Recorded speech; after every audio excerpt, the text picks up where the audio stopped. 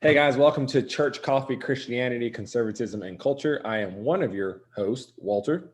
And I'm Rob. And today we're speaking with a priest from the Church of the Incarnation in Charlottesville, Virginia, Father Chris Masla.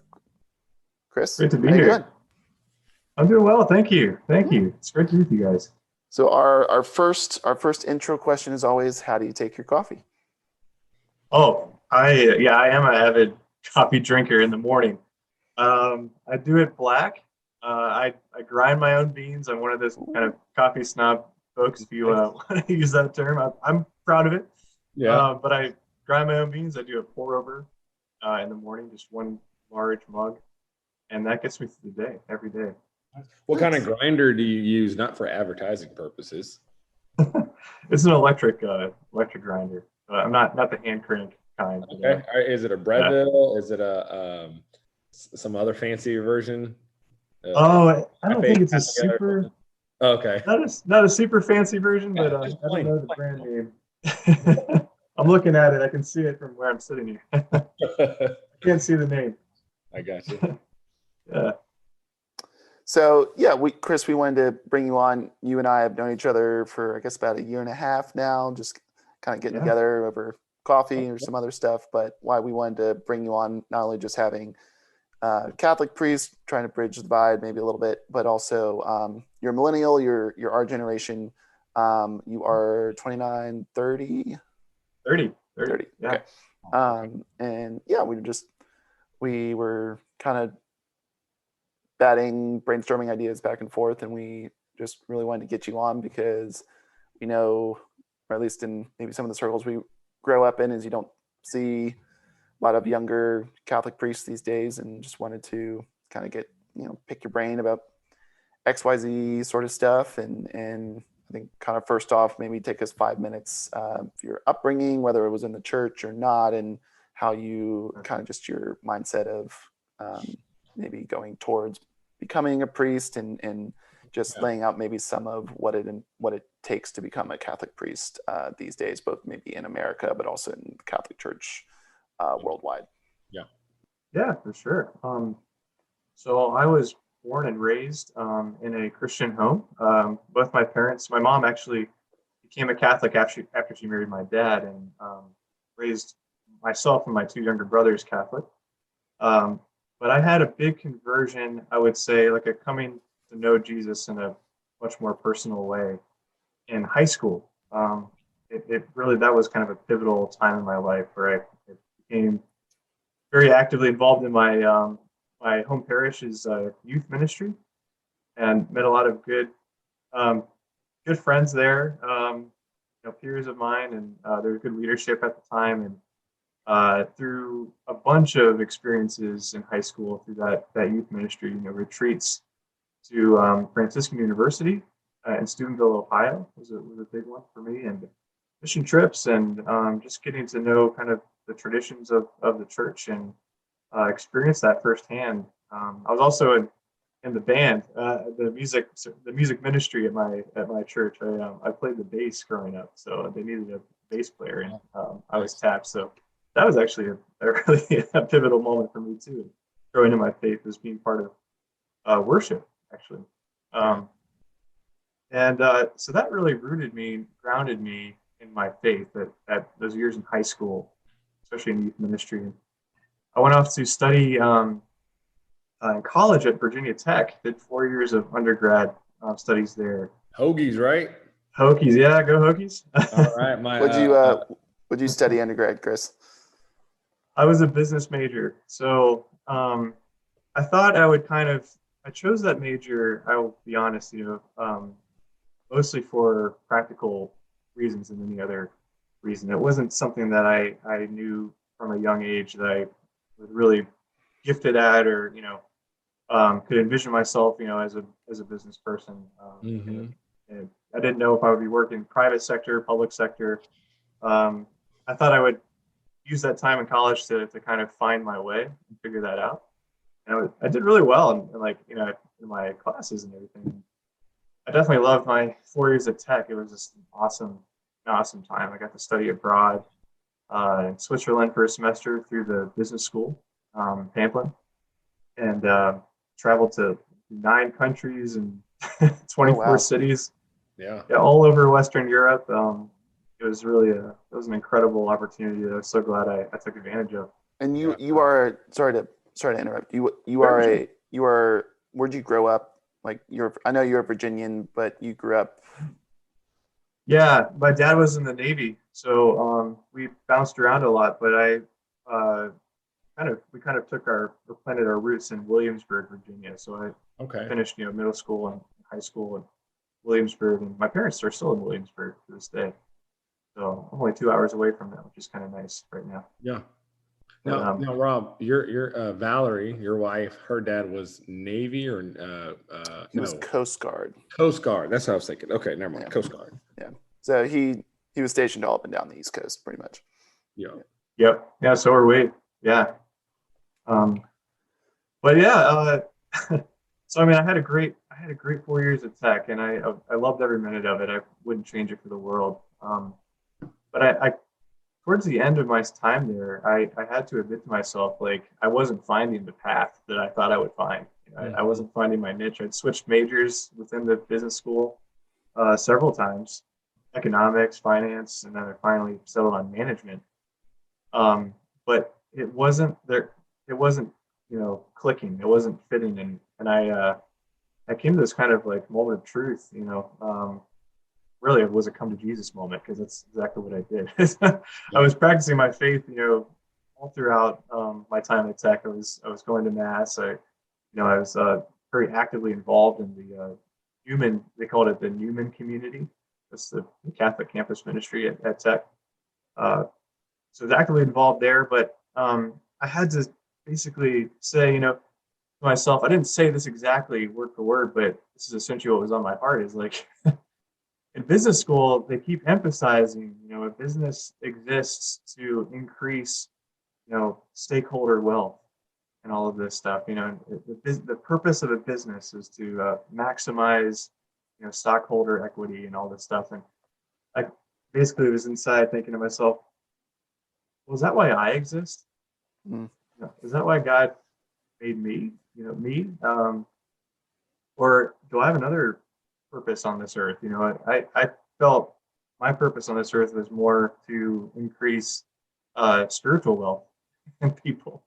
And I wouldn't have articulated it that way when I was in college, but that's the Lord was leading me there for sure. And I had to turn it over to Jesus. I had to, in the end, say, Lord, help me to want whatever it is you want for my life, because I've tried to figure this out on my own without you for a long time, and I'm not seeing the future. It's very blurry. It's very. I wasn't at peace about my future after Tech and where I would go in the world. And that's when I began to finally open myself up to a calling. We would call it in the church. We call it vocation. And I think I came across that word at some point in high school or in college. This word vocation, which is comes from a Latin word vocare, which means to call. And so it's a calling from God. Marriage is an example of that. You guys are living your calling into marriage, Christian marriage. So I knew I had a calling. I'd never just like seriously considered it before and prayed about it before, but I was finally doing that now and as a senior at Tech. And I had just been in a year-long relationship with the girl. I broke that off because I knew I needed to figure things out. So Yeah. I kind of ended that relationship in order to do that, to figure out where God was calling me. It turns out he was calling me to a religious vocation, a priestly vocation. All right. We're going to take a quick break and have a word from a sponsor. Shenandoah Coffee Roasters has been a staple of Charlottesville since 1993. They offer over 25 varieties of specialty, boutique, and gourmet coffee using only the finest Arabia coffee from all over the world. Coffee is their passion, and they painstakingly search out the best coffee available. Nothing is taken for granted as they continually strive to provide the best coffee they possibly can. They roast all their coffees to order based on the needs of their espresso bar, ensuring that only the freshest and highest quality coffee leaves their roasting house. Grab a cup at any of their 3 locations, Main Restaurant Preston, On the Corner, or on Ivy Road, or order a bag online at shenandoahjoe.com. And you asked another question, like what does it take to become a priest? Is that Yeah. you So wanna- I think I wouldn't be able to I wouldn't be able to outline that, and especially throughout Protestantism, there's variety of different ways. Yeah. You've got it as loosey goosey as Baptists who can just basically rise anyone up, and you've got it as probably pretty, I imagine, somewhat parallel to Catholic priesthood and the Anglicans and Lutheran churches, but Right. both Walter and I are probably in a more middle ground-ish denomination. But just take it through after you considered your vocation. What are the steps that an American priest, or maybe even what a Catholic priest worldwide would have to, not so much the hoops to jump through, but what do you prepare? How do you prepare your heart and maybe even studies to become a Catholic priest? Absolutely. So there is an application phase that you have to go through, which takes usually a few months. It took me 2 to 3 months, I think, to go through the application phase, and you get to write a 10-page spiritual autobiography of your life, basically how God has led you from early years all the way up till the present day, and to apply to seminary and all this stuff. So I had to write an essay. I had to be examined by a psychologist. I had to go do a psychiatric exam. So like they'll they'll give you the blocks with the different colors and ask you to make patterns with them, and it's kind of like an IQ test in there built into it, but it's also examining you through questions and all the tools that I guess psychologists have. I would love to just to do that, just to do it. Just like, hey, you want to examine me? Like, make sure I'm good here. Psychology. It'd just be fun, Yeah, it was so interesting. Like, I felt at times that the pressure was on, and I thought I was like, when they gave me some of these like exercises to do, especially for the IQ portion of it, I thought I was just doing so terrible. And it's like, but I imagine part of it there is they're looking to see your reaction, to see how you deal with the stress, and it's really interesting to see the kind of the ways of examining people. But they want to make sure guys going into seminary are psychologically healthy and don't have any mental illnesses for sure. So they want to make sure you're stable. That's a necessary requirement now today. When did that start? That sounds unique. Yeah. Okay. Yeah, I think if I were to guess, it probably is only within the last 2 decades or so. It wasn't. It hasn't been a long-standing tradition to screening guys, but I think probably within the last 2 decades would be my best guess. Is that a requirement for like Western, or is that like if someone wants to become raised up as a Catholic priest in like Africa or Indonesia or something, would they have to go through something similar? Good question. As this type of formal process? Yeah, I know that the Vatican has put out guidelines for the formation of priests, but like in a universal sense, there's a document that applies kind of universally. But I think in each region of the world you have more focused requirements, and so if I were to guess, the psychiatric exam would be more of a Western United States thing than like everywhere in the world. Right, that makes sense. Yeah. But I did that, and I had to draw the man, the tree, the house, and everything. Enough of that. Send all that in. I passed. Thank God. And they sent me off to study. They sent me off, and this is after 4 years of tech. After I graduated with a bachelor's in business, they sent me to study at the Catholic University of America in Washington, D.C. Okay. And is that where they said, hey, this is where you're studying, or is it is there multiple Catholic seminaries, or? There is, yeah. I could have gone to Baltimore, to St. Mary's, which was the first Catholic seminary in the United States, and I believe 1792 it opened. Okay. So they send guys there. There's a seminary in Emmitsburg, Maryland, Mount St. Mary's. We have guys there. There's a seminary in Rome, the North American College, where we have some guys currently studying. Rome, or Rome like Rome, Texas, or Rome, Italy? Oh, Rome, Italy. Rome, Italy. Oh, Yeah. but it's like an American university in Rome, Italy. In Rome. Oh, okay, cool. oh, nice. Yeah, American seminary. North in Paris, American. North American. Paris. So we're setting up colonies all over the place. Darn right. Go America. But I had to do a total of 5 years of academics at Catholic University. One of those being philosophy studies. That I kind of was on a fast track. It's supposed to be 2 years of philosophy, and they crammed it into one for me. So it's sort of an exception now. But 4 years of theology is mandatory for Catholic seminaries. I think that's across the board, across the world. Right. Yeah, you need 4 years of graduate level theology, and That's a lot. generally 2 years of philosophy. And for me, I had 1 year of philosophy, but I also had what's called a pastoral year, which is like a year internship at a parish and somewhere in Virginia, my home diocese. So I wasn't taking classes. We'll get to diocese in a little bit, but so Yeah.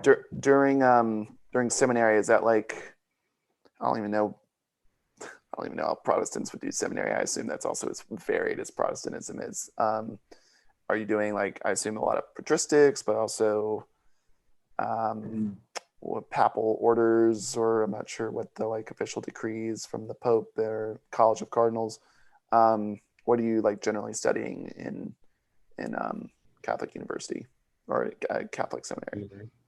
Oh yeah, there's different areas, like you said, of theology. So there's scripture classes, Bible classes. I have classes on, for example, the Pentateuch, or the first 5 books of the Old Testament. Right. There's a whole class just on those, and there's a whole class just on the Synoptic Gospels, Matthew, Mark, and Luke. There's a class on John. So a good number of I did a class on let's see, I'm trying to think of other scripture. I had wisdom literature, so like Proverbs and Job, and it was a really fascinating class. Some of the Psalms. So there's scripture classes. There's classes on the sacraments. So in the Catholic Church, we have the 7 sacraments, and different different classes for each of not 7 different classes, but they group some of them together. Right. Like baptism and confirmation and Eucharist would be one class, because those are what we call the sacraments of initiation. Okay. So the there's classes on I guess you call it dogmatic theology. So, for example, Christology, who is Jesus Christ, Right. and it's it covers quite a span. I mean, Did you have to take any sort of like Hebrew, Greek, Latin? Latin is a requirement, in seminaries. Okay. Yeah. Greek would be considered like an add-on. If you can fit it in, that's great. But they don't require Really? that. Yeah, surprisingly, I know. Because I know, there's Reform, what is it? RTS, Reformed Theological. RTS, like you got the RTS system. Yeah, that's like the big Reformed theological collegiate seminary system in the U.S. Yeah, but go ahead, Walter. But you have to take Greek and Hebrew. That's fascinating. Yeah. You take Latin, and I'm assuming, do you take Hebrew as well? Hebrew is offered, but it's not one of those required 4 classes actually. So some guys will opt, if they can do it, they'll opt to take it if they can. But it's okay. You think Greek would be more of a requirement, especially for the New Testament. But right. Surprisingly not. Yeah, that's what I would think too. But also, I'm on the line of saying, hey, I don't really need to read it in the Old and in Greek. They people have translated this thing for thousands of years. There's multiple translations. Yeah, I'm gonna rely on that translation and the Holy Spirit, and I'm gonna preach out of that. Or you can be me and be someone who just collects translations. Collects them, man. Got them all. Catch them all. I've got some more in the other room too. I've got the St. Ignatius Catholic Study Bible. Oh, okay. Our Oh, RSV yeah, Catholic yeah. edition. Yeah, that's a popular one. That's a beast too. That thing is big. Quick Yeah. tangent here. I think it'd be pretty boss if someone got a tattoo with all the translation abbreviations, like just a sleeve of tattoos. So many. So, just up and down each arm. Like, anyways, you'd have to do the you'd have to have like Vulgate in one, and then like. There you go. Yeah. That's right. Yeah. So you graduate seminary, and you did that internship. You've taken all these classes. So what's kind of the next few steps for, I guess, finalizing priesthood or your vocation into the priesthood? Yeah. What's another cool thing about seminary is, there's like milestones along the way. So you're installed as a lector, someone who proclaims the word of God in the liturgical assembly. Someone whose task is to proclaim the word. There's an office, they call it, of lector. And then you're installed later as an acolyte, someone who kind of assists at the altar and kind of helps the priest and the deacon, what we call like an altar server. And similar to that. And then after that, you're ordained a deacon. Actually, before you're ordained a priest, you're actually ordained a deacon. Oh, and so you're configured to Christ the servant, the one who kind of is at the service of the church in various ways. Bringing the Eucharist to the sick is a big task for deacons, those who can't make it, physically do worship. Yep. So, and then you're ordained a priest, but you don't like lose your diaconate. Being a deacon, it's kind of like added on to in a way. You're still a servant, certainly, but now you have a particular your consecration. You're consecrated as a priest to serve the church. Really, in the person of Christ, acting in the person of Christ, the head of His church. We would understand it most especially, in the liturgy and worship. Kind of, that's why the priest wears those like fancy vestments. He's putting on Christ. He's like robing himself in Christ the King. How Christ the King would basically be vested, in heaven. So hold tight on that. Yeah. So that is like, so if I see a priest, on Sundays, they broadcast, the Diocese of Dallas does their broadcast on one of the local news stations. And the priest is straight up, I would say he's decked out. He's dressed really nicely. Is that that representing, you're saying, hey, we're putting on, we're representing Christ as He is in heaven in terms of the kingly Christ? Is that what you're saying? That just blew my mind because I didn't know. Oh, sure. Yeah. In Mass, there's a really incredible deep theology. We don't really have time to scratch the surface of, I would say, but there's probably, I'd imagine there's entire seminary class probably structured around just the symbolism that goes on in Mass and all that. Yeah.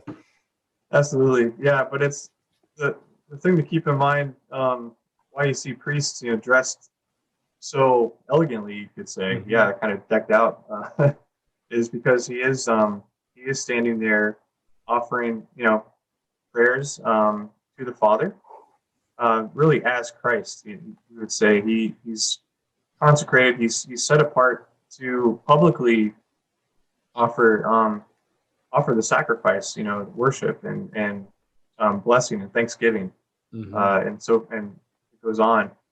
But he's doing that publicly on behalf of, as Christ, on behalf of the whole congregation, which is joining in, and joining with the priests,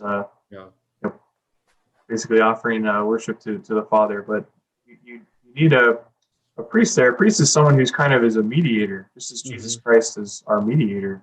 The only reason people call me a priest in the first place, actually, is because Jesus Christ, we believe, is a priest. That's what Hebrews tells us. A great high priest in the order of Melchizedek. Yeah, he's the high priest. So that's why I'm called a priest. And actually, in the Catholic Church, we teach very clearly, since Vatican II, that every baptized person shares in Christ's priesthood as well. Um, but I'm a priest in a different mode, as it were. Hmm. Right. A Yeah. particular purpose in the whole body of Christ. Within the right, because if you think about it in terms of, I think in my, I guess evangelical, although I feel like it's such a loaded word and a word, I don't know that we want to be A traditional, a committed Christian, a traditional yeah, Christian, a perhaps. traditional Christian who's trying to follow Jesus as best as he can. I would look at it in terms of saying, yeah, like I am Christ's representative or Christ priest or whatever to those that I'm working around, right? So if I'm working with subcontractors or carpenters, plumbers, whoever, it's my job to reflect and emulate Jesus in the Yeah, ways that I speak, in the ways that I talk, in the ways that we care for one another. yeah, Like I have one right. sub who always like, hey, check this photo out, check this photo. I'm like, no, we're both married. We ain't looking at that photo. Get it off your phone. That ain't right. So it's Mm-hmm. the idea of saying, no, I love my wife. And out of love for my wife, I'm going to say, you love your wife, culturally speaking, that she's your wife, even though y'all not married. Culturally speaking, though, but it's one of those things you say, hey, no, like, what does it mean to honor the Lord in this? What does it mean to honor our wife in this? What does it mean to honor our own temple and watching what we allow to go? And so, anyways, that's yeah. Yeah. Was it St. Paul? Is it in Romans? Offer your bodies as a living sacrifice. That's holy and pleasing to God. To the Lord. That's priestly language right there, too. Offering the sacrifice, but in the way you love your wife, and the way you and your kids, and the way you love your neighbor. It's you're kind of offering your body as a living sacrifice there. Yeah. And that's something that's pleasing to God. And Yeah. we've got to be those mediators to others out in the world, bringing God to them and bringing them to God. And that's essentially what a priest does. Yeah. Real quick, are there different colored robes throughout the seasons? Ooh. Yeah, there are. Okay, that's what I thought. Yeah, I think that's pretty cool. How many different colors? How many different colors? So we've got, right now we're in ordinary time in the liturgical calendar. So that color is green. Green. Okay. So I'm wearing right. green. Yep. And we're kind of going through the readings like Jesus' public ministry. So green represents kind of like life and growth. And we have also the liturgical color of white, which is worn in Easter time. Not after Labor Day. What's that? There's a cliched. You can't wear white after Labor Day. You can't wear it for some reason. There's some cliched cultural norm that you can't wear white after Labor Day. Is it I think it's is it a really? thing? Although I don't know. I don't care. I'm wearing white. I don't know. White's not liturgical color. It's kind of a triumphant color, like it's Christ's victory over death. Which is why it's worn during Easter and Christmas as well. Yeah. Then there's violet or purple, which is worn during Advent, which is that preparation season leading up to Christmas, and also during Lent, the preparation leading up to Easter, celebrating Jesus' death and resurrection. It's kind of a penitential color, like we're doing penance, fasting, we're praying, we're giving alms, especially during Lent. And that purple is that penitential color in a way. We're preparing our hearts, and for what's the color for Christmas? What's for Christmas? Yeah. White or gold. It's not red. Red is another liturgical color, but that's more expect. for the Holy Spirit. So fire, on Pentecost. Or red. I like it. And then also for the martyrs, when there's like a feast day for particular saint, a martyr, someone Yeah. who died in a bloody way, red. You wear red for Okay. their martyrdom. So I think there's a few. There might be a few more in there. There's 2 times a year you wear. People call it pink. It's not really pink. It's rose. Mm-hmm. On the 3rd Sunday in Lent, and then also in Advent. It's a joyful color. We're almost there. We're almost to Christmas. We're almost to Easter. Hang in there, guys. Yeah. I know it's Friday and I know it's Saturday, but there is a Sunday. Yeah, I guess technically there's black as well. But you don't see that as often anymore, but it's still a permitted color to wear for especially appropriate for like really sad funerals. Mm-hmm. You wear black for a tragic funeral, kind of. Yeah. It's a way of catechizing, teaching people. Mm-hmm. It's something to mourn.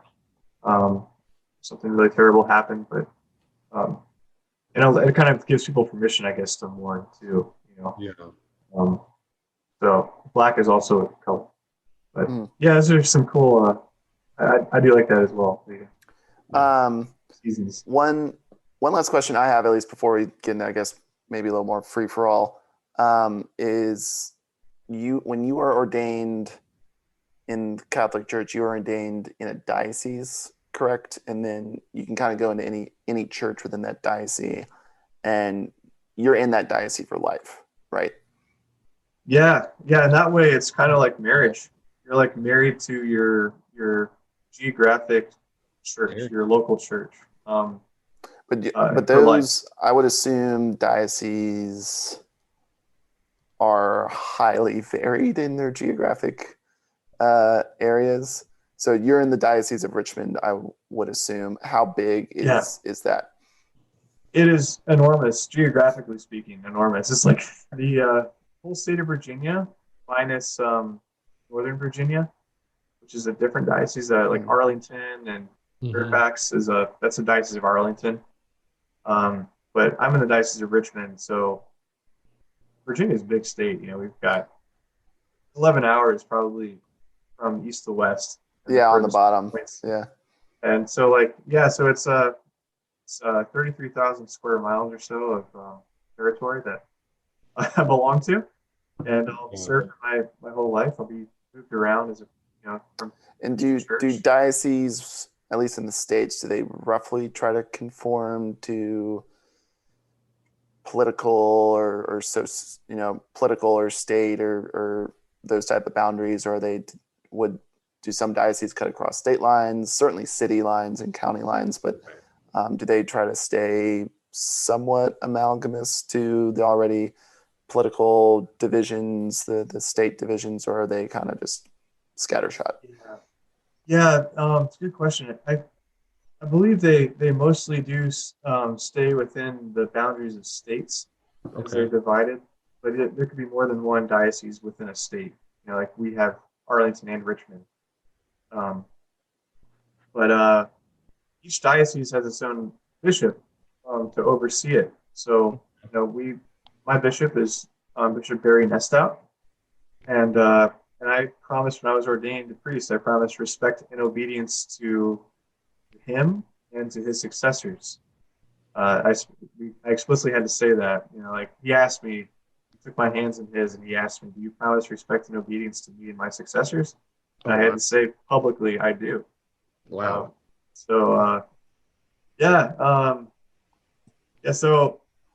he could be around a while. He's certainly a younger bishop, but if he gets moved and the new one comes in, I treat him with the same respect and obedience as I treated Bishop Nestout. He's the captain of the the ship in this diocese, and he has the kind of the final say on a lot of matters. Yeah, he'll ask me to go where I'm needed, basically, and I'm his coworker essentially. That's what priests are. Essentially, they're extensions of the bishop, actually. Right. Because the bishop can't get around everywhere, and care for all the faithful. He needs representatives. He needs coworkers, essentially, who represent him. But to a certain extent, I represent him wherever I am. Right. But I'm also under him, and in a sense, in but I am his coworker, you know. Right. No, yeah, um, that makes sense. What's over a bishop? over a bishop. So really, you know, really it's the Pope. The Uh, Pope is the one who appoints bishops. So he'll decide who's ultimately he'll ultimately have the final say and who's named the bishop. That is okay. the current Pope, Pope Francis thing would be he's the top. He's at the top essentially of the Right. totem pole. But he works with all the bishops too, and he often will ask for their input on things. If there's like a synod, you know, on a particular topic, like we had one on the Amazon um, recently. That was in the big, you know, new the Catholic news, just the synod on the Amazon. There's been synods on the family, and so the Mm-hmm. Pope will like meet with his bishops around the world, and um, you know he'll work collegially with them, and Yeah. but ultimately he has the final say on things. Well, And again, another logistical question: how many bishops are there? I think there's like 2 or 3 thousand probably around the world. It's a If I were lot. to guess. Yeah, that's don't know the exact number, but it's somewhere in there. Somewhere in there. I'm Man. sure Google knows it somewhere. Yeah. I'm sure like Catholic.com has the exact number or something like that. Yeah. Well, Walter, I'll kick it over to you. Do you have any? Do you want to do first kind of free for all question? Yeah, I think one of my questions is how do you see um, how do you see business, and how do you see the Catholic Church talking about business as a vocation? How like what is taught? What do you teach, or what have you heard taught about business and being and following Jesus? Yeah. That's a great question. And I think Catholic University honestly does a pretty good job of this in their business school. Like kind of basically bridging the gap between that you know that field and then like your life as a Christian and how that intersects, how that is not mutually exclusive, but you know, I think any job you have, right, whether it's in business or nursing or whatever it might be, you know, um, it's it should be informed by your faith. It should be like you should practice ethical business, you know, dealings, and um, you should work for the common good, you know, in business. You should be sure that your business is not exploiting the vulnerable and the weak. Um, but yeah, and ultimately, I think any any job, any line of work we find ourselves in is an opportunity to glorify God. It should be Right. seen as that as a Christian. You know, Yeah. and that's my concern as a priest is making sure people grow in their Christian maturity and are glorifying God wherever they are in the world. Right. But Yeah. specifically, yeah, uh, I think it's a great question. You know, Yeah. Especially with you being a business major undergrad. I know, and And I'm a business owner. And I'm being a in the business church, worker. yeah, yeah. So I think you do have to make the distinction between your vocation, your calling, which is a permanent commitment, and a career, like a career in business or a career in whatever it might be. Right.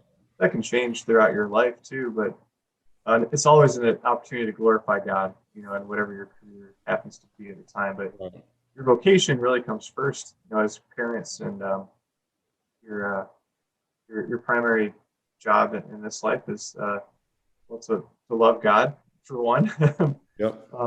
but then to help your spouse, you know, get to heaven, and your kids, and ultimately to become a saint is how we would uh, define it there. But yeah, I don't know if that answers the question so No, much. I think it's fine. Like, cause there is a philosophy of, as you said earlier, with business, right? It's to put your shareholder to maximize their value, whatnot. And you have other Build group that that into says, it. oh, it's to create jobs. Another group is like, no, to do good. Or Yeah. I think if you were to ask a lot of conservatives in Texas, they'd be like, no, to make money. That's the purpose of a business, to make money. And Right. you do good Right. if you don't make money, which is kind of interesting because you're like, well, a lot of times what you see in the Bible isn't exactly, not, I shouldn't say a lot of times. There's plenty of times where you see in the Bible, it's like, no, it's you follow the Lord and let the Lord provide. Now, whether the Lord uses a standard way of doing things or he's like, no, give everything away. Don't worry, I got you. And so I say all that to just be like, how we are viewing business, or how do I view business, and how do I look at, hey, am I chasing the profit, or am I chasing the dollars, or am I chasing doing good? Yeah. Honoring the Lord and trusting that the Lord will provide while I'm pursuing the good. It doesn't mean there's not policies and procedures you don't put in, but it's in the end of the day, it's how am I pursuing the Lord? How am I doing good? How am I advancing his kingdom? Rob knows, I think Rob kind of knows where some of this comes off of. I sent him a message about a certain somebody who You can say who his name is. I mean, he's never going to listen to this podcast. Oh yeah. So Dave Ramsey made a comment on his show about. Dave Ramsey is a evangelical kind of. He has a radio show and he kind of like gives somewhat financial advice. Financial Peace University is what. Yeah. You know that, Chris, or Father Chris? Say again. You know Dave Ramsey, Father Chris? I've heard of him. I can't say I watch him much, tune into him much. He definitely comes from a old school white, conservative evangelical. You can say white. I mean, he's a white guy. I mean, he's a white guy, and it's one of those things where he said this in his comment in his show. He's like, if I raise rents to the market rate, and it was something to the tune of, if I raise rents to market rate and the people and my tenants cannot afford it, and I kick them out, or they have to leave, that does not make them a bad Christian. And so Rob and I were discussing. I was like, it doesn't make you a bad Christian. I just don't know that you can justify. It's the idea of saying, are you chasing what the market will give you, or are you chasing doing good to people? Because sometimes those are two different things. Because the market may say, oh no, you can get $1,000 more a month off of that, or the market may say, yeah, no, you need to charge them rent, or the market may say something else. But doing good in the kingdom, I mean, come on, man. The kingdom a lot of times is quite different than what. That type of thing. My first reminder was just kind of like Matthew 24. It's just like, dude, we are not supposed to be making money hand over fist, and if we are, we're supposed to be giving it to the poor, right, or the widow, or the orphan. And my kind of answer. I will say this: I do believe Dave Ramsey does a lot of charitable giving. I would say that's to my. Well, I think what we both said, Walter, was there's a lot of externalities there. Like, are you going to kick someone out that can't afford the market rate, but also at the same time, it's like you can still earn money off your rental without meeting market rate, which at that point, then that's almost giving a family below market rate might be in and of itself an act of charity.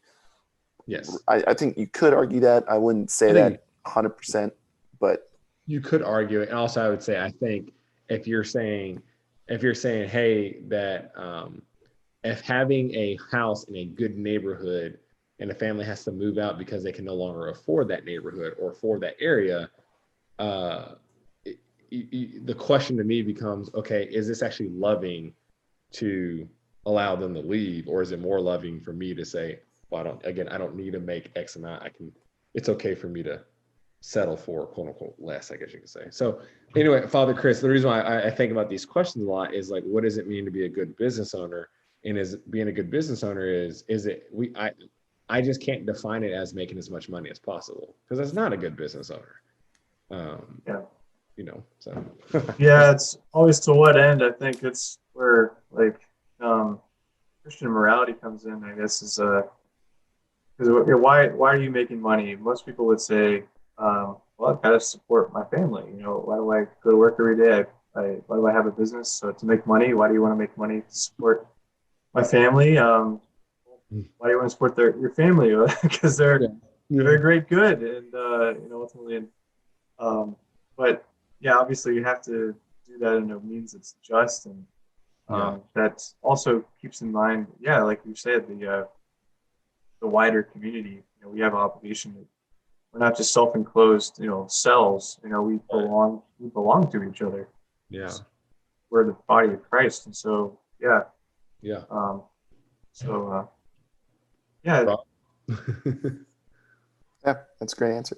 What are again, we're all millennials, we're within 3 or 4 years of each other. Mm-hmm. What are some both excitements and pitfalls that you think both you and maybe some of your seminarians that you graduated with, I'm assuming were roughly around your age, maybe not, but maybe the ones who were around your age, what are some of the pitfalls you guys have experienced, more of a generationally instead of just all Catholic priests experience stress and as a millennial and XYZ. But yeah, as a millennial priest, what are some of the both expected but also some of the unexpected pitfalls you and your fellow shepherds, so to speak, have experienced? And you've said you've been ordained for 3 years, 2 years.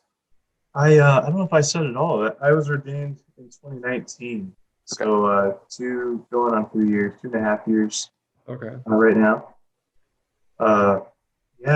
Pitfalls. Well, obviously, I will say I was super glad in seminary I took this elective class called How to Do Ministry in the Midst of a Global Pandemic. That was a great class. Just kidding. No such class exists. Oh man, you got me. I was about to be like, whoa, they are really offering some prophetic classes there. Yeah, sure. Man. Got it. That would have been handy, but there's no way we could have been prepared for this. It was about 6 months where it was normal, and then most of my priesthood has been in the midst of the pandemic. So I mean, there's always stresses, and I mean, being a priest is hard. It really is today, pandemic or no pandemic. It's just hard. We live in a increasingly secular society, a society that's full of experts. You've got all kind of expert voices competing for attention, and priests aren't always aren't always heard, I guess, or even taken very seriously anymore. And there's other reasons for that too. We've got issues within the church that we've certainly not made easy for ourselves, to say the least. And but I think one of the greatest problems, not only with Catholic priests, not to take it off that, but just for pastors in general, is you've got whatever opinionator, talking head people are watching every night, whether it's Rachel Maddow or who's the Fox guy.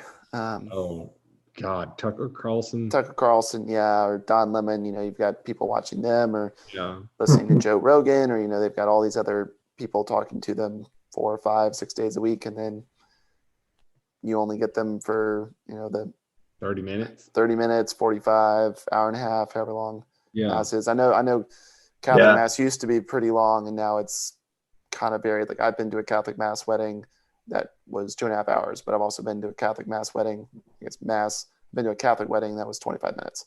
So I've also been to Mass that took an hour and a half. I've also been to Mass that also took 25 minutes. So, but I certainly would sympathize to just people not listening to at least what should be their shepherd.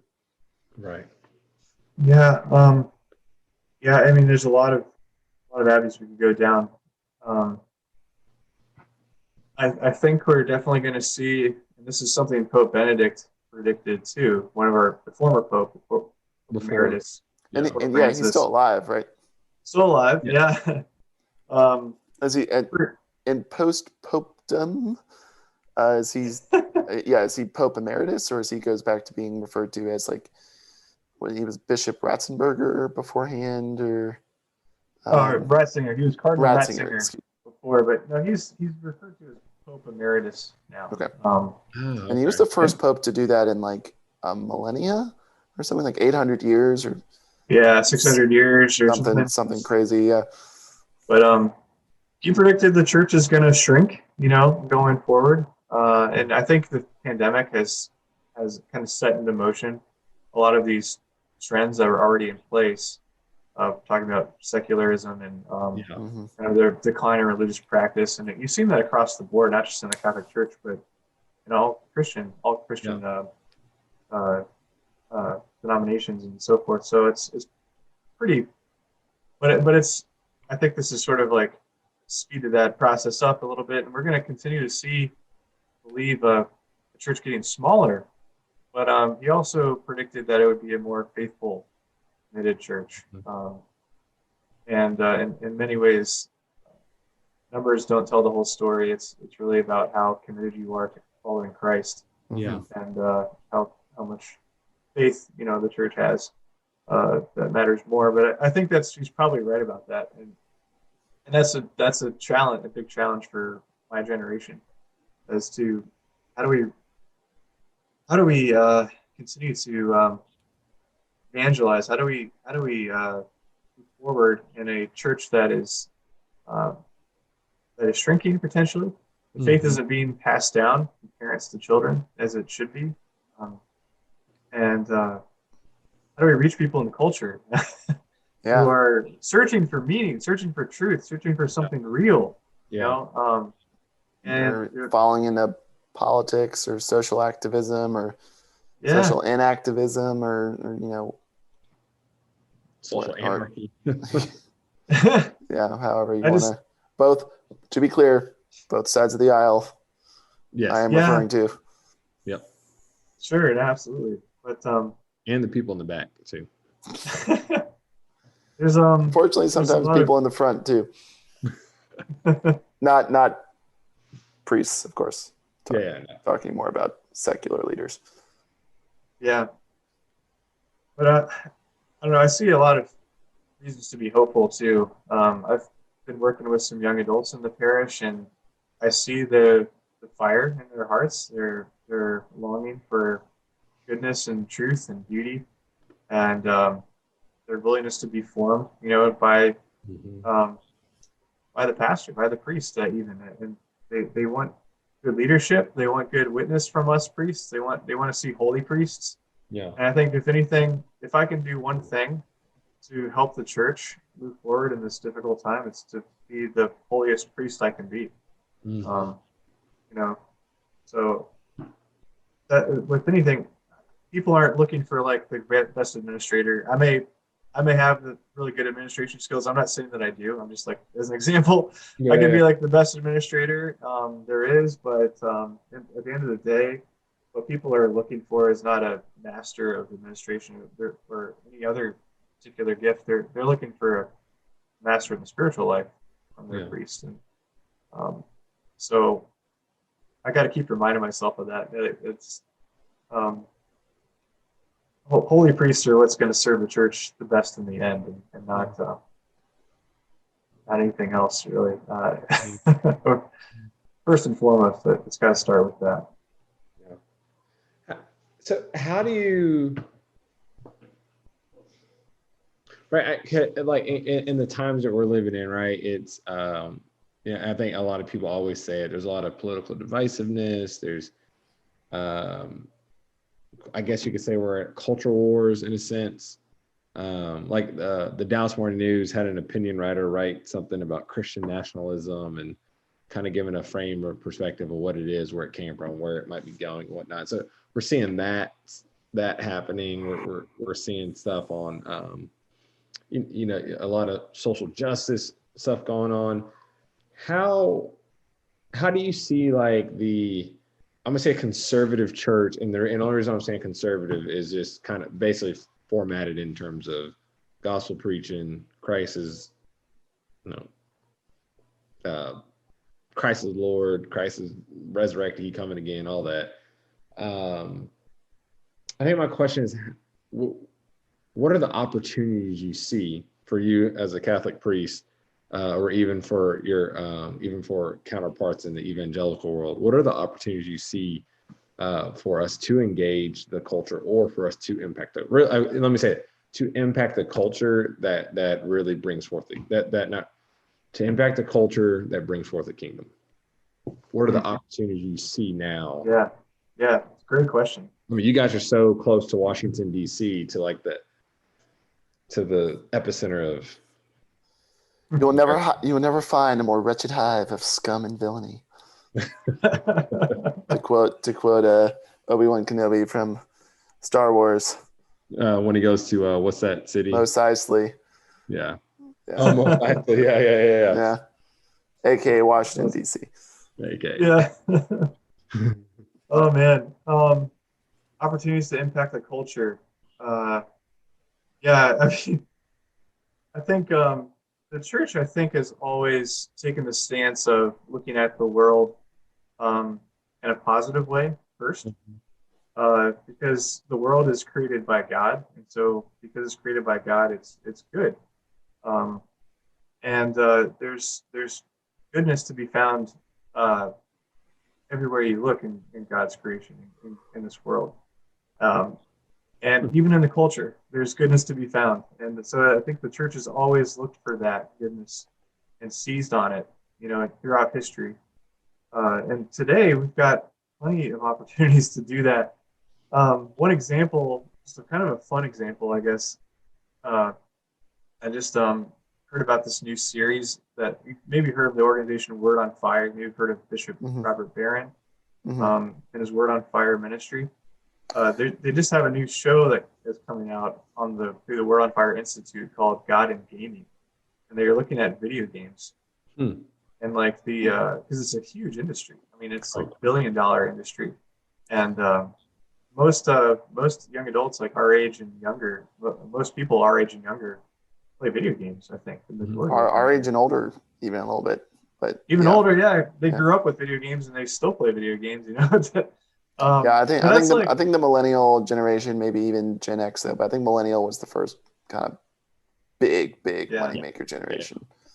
Yeah, I grew up with Nintendo and PlayStation, and I played a Metal Gear Solid, best game on PlayStation, the original Metal Gear Solid.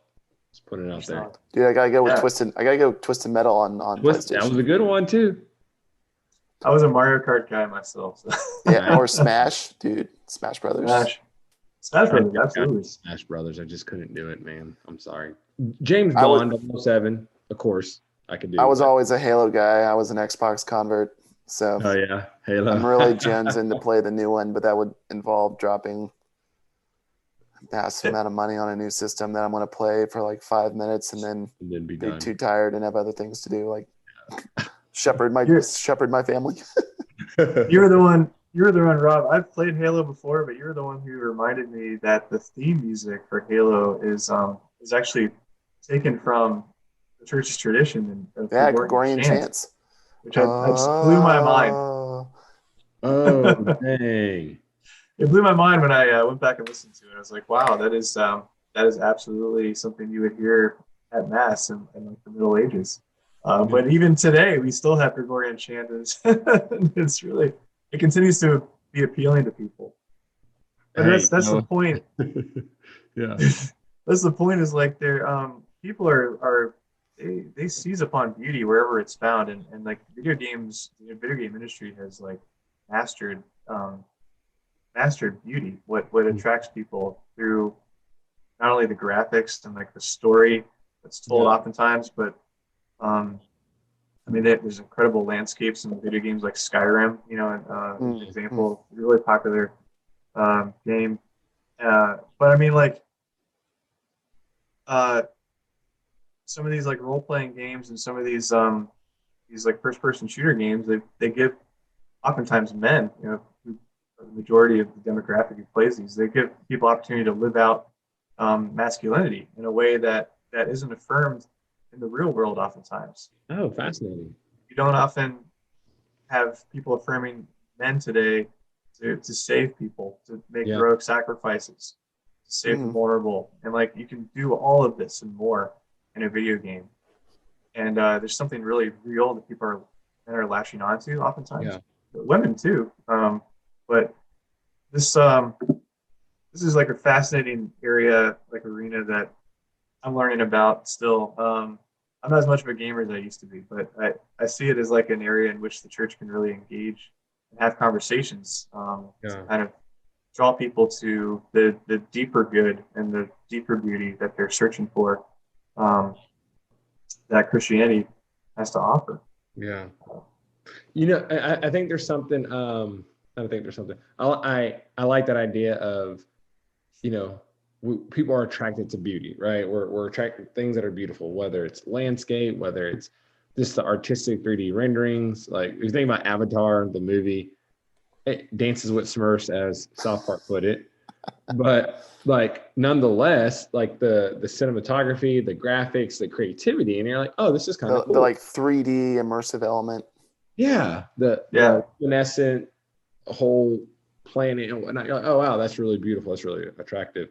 It's fun to look at, and yeah, it is. What are those things that are beautiful that we could pour into, that we could say, yeah, we're gonna as Christians give our life to this. We're gonna say, one thing, try to sit down, eat meal as a family. We're gonna try to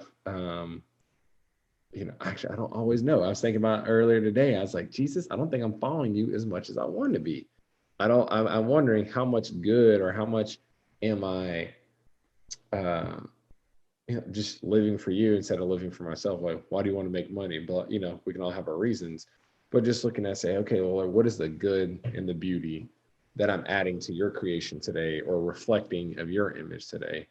And even think about what's this new generation? I think Gen Z is what we kind of settled on. Yeah. Gen Z. So my wife, who works with college students, she was saying that Gen Z really likes beautiful things. Like beauty is a means by which we connect with them. So it's always like, okay, well, what things are we creating that are beautiful, that are reflective? I think they should start going to Catholic or Orthodox church, maybe. Hey. Because Protestant churches are pretty plain. Gotta say. At least comparatively. Yeah. But I think there's something to that in general that, like you're saying, this leading with beauty can be probably the most effective way to reach people in the culture today. And rather, as opposed to leading with, goodness, you've got to do these things, and you can't do these things. Do this, don't do that. That's not gonna really attract people in this day and age where morality is so relativized. And leading with truth. We live in a world today where basic truths are in question, that people took for granted for millennia. But there's something about beauty that captures people's hearts and minds and leads them to the transcendent. You find it in music, you find it in video games today, you find it in all kinds of artistic mediums that we can capitalize on it. We can do a better job as a church of engaging with, I think. Yeah. You find it in the oldest lyrics ever used for a chart-topping #1 hit. "Turn, Turn, Turn" by the Byrds. Is a turn. That one? Yeah, it's a rewrite. They are using the exact.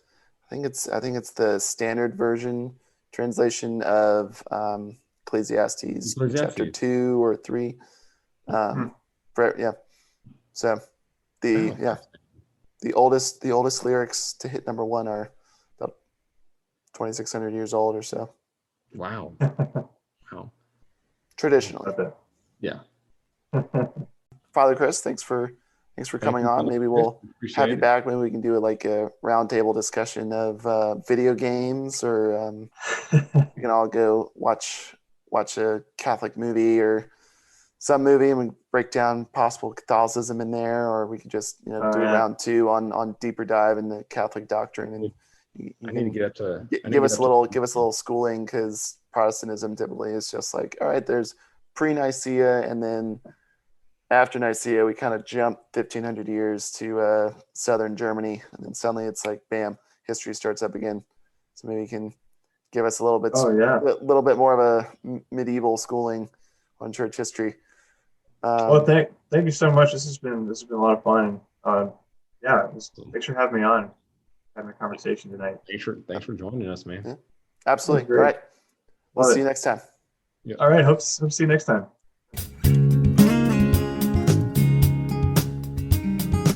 Our album art was done by my wife, and our theme music was composed by TJ Stokes.